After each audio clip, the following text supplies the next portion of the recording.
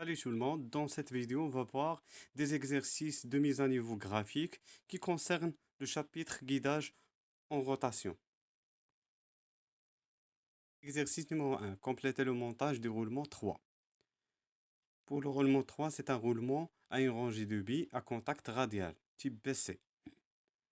Pour la bague intérieure, on a déjà un épaulement à droite, donc c'est un obstacle à droite de la bague intérieure. Et à gauche, on va utiliser une rondelle frein et un écrou en coche, repère 5. Pour la bague extérieure, on a déjà deux obstacles. Il nous reste de réaliser la liaison encastrement entre le couvercle 6 et la pièce numéro 1. On va utiliser un vis à tête cylindrique à 6 ponts creux, CHC. Donc, pour le dessin de la vis, on a le diamètre de perçage. On a ici la représentation du taraudage, la fin du taraudage. Et dans le couvercle pièce numéro 6, on remarque qu'il y a un espace, c'est-à-dire il n'y a pas de taraudage sur la pièce numéro 6. Cet espace signifie que la pièce numéro 6 n'est pas taraudée. Exercice numéro 2, compléter le montage du roulement 4. Pour le roulement 4, c'est un roulement à une rangée de billes à contact radial type BC. On a tous les obstacles nécessaires. On a l'étanchéité à gauche et à droite. Donc, on aura besoin de réaliser la liaison encastrement entre les pièces 1, 2 et 3, le flasque. Pour assembler les pièces 1, 2 et 3, on utilise un vis CHC, c'est-à-dire un vis à tête cylindrique à creux 6 ponts.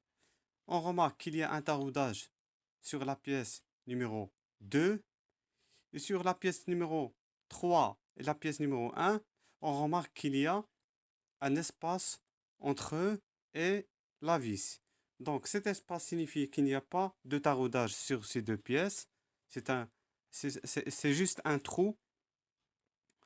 Mais sur la pièce numéro 2, on a un trou taraudé.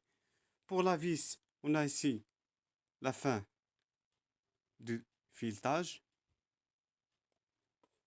Donc, comme ça, on a réalisé la liaison encastrement. Exercice numéro 3. Compléter la liaison encastrement entre la poulie numéro 2 et l'arbre repère 3. On va utiliser une clavette disque, rondelle plate, un écrou hexagonal H. Pour la clavette disque, on a les dimensions qui sont données. La longueur, c'est 23. La hauteur, c'est 10. Et la largeur, c'est 6. Pour la rondelle, le diamètre nominal, c'est 24. Et l'écrou H, aussi, le diamètre nominal, c'est 24. Continue notre exercice. On va voir les éléments qui ont assuré le maintien en position. La première pièce, c'est la clavette disque. Donc, on a ici une clavette disque. La longueur est de 23 mm. La hauteur est de 10 mm. La largeur est de 6 mm.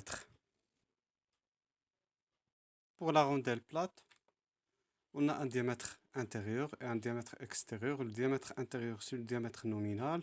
Pour déterminer les autres dimensions, on a comme diamètre nominal, c'est 24. Et le diamètre extérieur, on ne le connaît pas. Ainsi, la largeur. On a ici un tableau des dimensions normalisées. Donc, la première colonne concerne le type de diamètre nominal. On a 24. Après, ça dépend de la série. Est-ce que c'est une série étroite ou série normale ou série large? Donc, pour nous, on a utilisé série normale. Donc, pour le diamètre 24, la largeur est de 4 mm et le grand diamètre de 50 mm. Et pour l'écrou hexagonal, on a le tableau selon la norme ISO. Donc, il suffit de voir le diamètre, déterminer le diamètre 24. Donc, dans cette colonne, on a les diamètres. C'est le diamètre 24. On aura besoin de E, T et H.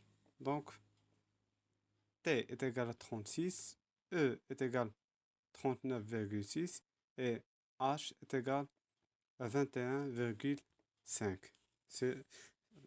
Bien sûr, l'unité, c'est le millimètre. Pour réaliser la liaison encastrement entre l'arbre 3 et la poulie numéro 2, on va suivre les étapes suivantes. Installer une entretoise entre le roulement 4 et la poulie. Dessiner la clavette, la rainure de clavette et une coupe locale. La dernière étape, c'est dessiner la rondelle plate et l'écrou hexagonal. Merci de votre attention.